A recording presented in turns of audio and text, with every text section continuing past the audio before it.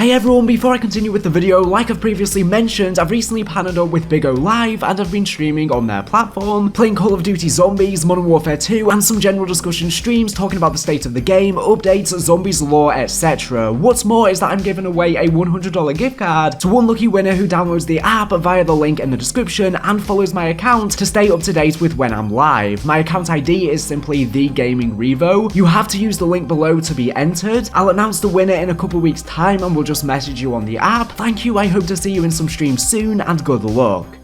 A crazy leak happened last night for Call of Duty regarding the future of Modern Warfare 2/Warzone 2, all 6 of its seasons, well, apparent 6 seasons I'll go on to discuss more in a second, as well as Call of Duty 2023. But first of all, we need to take all of this with a massive grain of salt because of the fact that all of these leaks are coming from December of 2022, I believe, so they are quite outdated. How these leaks came about is, I believe Fishers just did a fake SMS verification type thing and they managed to hack some of the developers' accounts, and Activision never reported that they had a data breach because it doesn't seem like this is anything to do with the user base. This is just on a personal database level. And the way the Fishers did this leak is quite concerning considering the fact that people fell for it, the developers fell for it, and the reason why they fell for it is because they simply received a message saying that their employment might be up for a termination, and employees shouldn't expect their employers to just randomly terminate them and send them discreet messages like this, but clearly that is how Activision treat their workers, with no respect at all. So to them this didn't come as a surprise, it didn't seem that fishy to them because they were used to this treatment anyways, if that makes any sense, even though I guess it was a very obvious thing not to fall for. And the Fishers managed to access some of the upcoming content for Call of Duty. Anyways, the leaks showed some internal documents, and the first thing is that we have the apparent dates for Season 3, 4, 5, and 6, and they list Season 3 as releasing on March 15th, ending May 15th, Season 4 as beginning May 15th, ending July 16th. We don't have dates for Season 5, and then Season 6 is listed as starting on September 15th and ending on November 8th. And we already know this is inaccurate since we now know that Season 3 is going to be beginning on April 12th.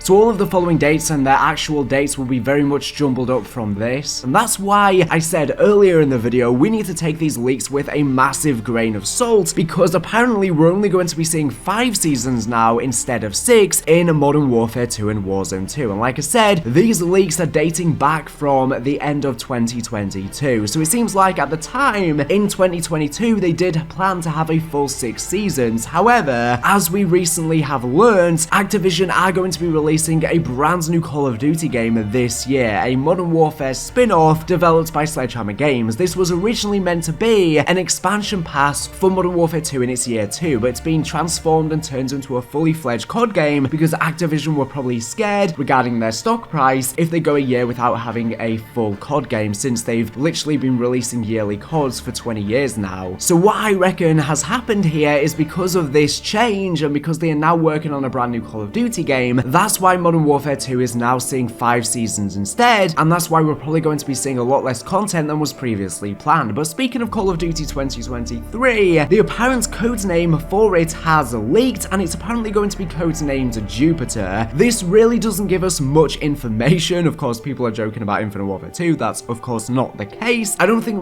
this really tells us that much though, honestly. We also have descriptions on specific details coming in these events. So the content listed for Season 3 lists 2 new operators, 1 license, which I assume means 1 licensed operator from some other movie, film, or some other type of media, a collaborative operator. There's apparently going to be 3 new weapons, 3 core maps, 1 battle map, 4 gunfight maps, 1 Spec Ops mission, 1 raid, a Tier 1 event, and 70 new bundles. We then have for Season 4, 2 new operators, 1 license, 3 new weapons, 2 core maps, 2 battle maps, 4 gunfight maps, 1 small map, 1 Spec Ops mission, 1 raid, a Tier 1 event, and 70 bundles. And finally for Season 6, we have 2 new operators, 1 licensed, 3 new weapons, 2 core maps, 1 ground war map, a Haunting of Saba Halloween event, a Tier 1 event, and 70 bundles. Now, like I said earlier, all of this is very much subject to change, and all these seasons are listing a lot of content, which a lot of people are surprised by because, of course, in Season 1 and 2, we've seen very, very little content, so people are like, well, why on earth have they just saved it for all of these future seasons? seasons. And like I said, that is because all of this information is outdated. I don't think we're going to be seeing as much content as is described in these plans that they had, because as we were saying, they were back from 2022, and probably we're going to be seeing a lot less content in these seasons now because of COD 2023 now being in development, and a lot of content that was probably planned for Modern Warfare 2 is now being held back for COD 2023. And like I said, we're now going to be seeing 5 seasons instead of 6, so all of this content is instead going to be condensed into 5 seasons instead of 6. At the same time, we're probably still going to be seeing less content, but I think we will definitely be seeing Gunfight next season, which I can't wait, and I can't wait to play all of the new maps on it.